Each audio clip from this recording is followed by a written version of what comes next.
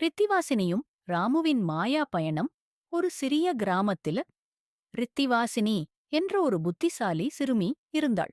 அவளுக்கு ராமு என்ற ஒரு அழகான நாய் நண்பன் இருந்தான். ரித்தி எங்கு சென்றாலும் ராமு அவளுடன் இருந்தான்.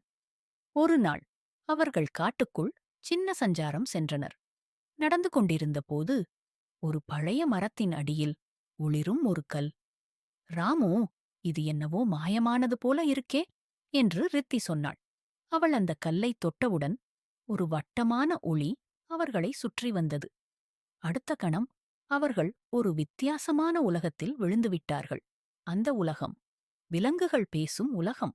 ஒரு சிங்கம், ஒரு கிளி, ஒரு யானை, அனைவரும் ரித்தியிடம் பேசினார்கள். நீங்கள் எங்கள் உலகத்தில் வந்ததற்கு நன்றி. எங்கள் மாயக்கல்லை திருடிய குரங்கு ஒருவன் இருக்கிறான். அதை மீட்டுத் தர முடியுமா? ரித்திவாசினி சொன்னாள். நிச்சயமாக, நாங்கள் உதவுவோம், ராமு. தனது நாசூக்கான மூக்கை பயன்படுத்தி குரங்கின் தடங்களை கண்டுபிடித்தான். இருவரும் அந்த குரங்கின் பாறை குகைக்கு சென்றனர்.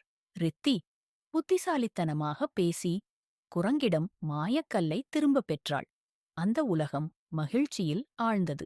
விலங்குகள் ரித்தி மற்றும் ராமுவுக்கு ஒரு சிறப்பு பரிசு கொடுத்தனர். ஒரு மாயப்பூ. அதை தொட்டால் எப்போது வேண்டுமானாலும் அந்த உலகத்துக்குச் செல்லலாம். அவர்கள் மீண்டும் வீட்டுக்குத் திரும்பினர். ஆனால் அந்த நாள் முதல் வாரம் ஒரு முறை அவர்கள் மாய உலகத்துக்குச் சென்று விலங்குகளுடன் விளையாடத் தொடங்கினர்.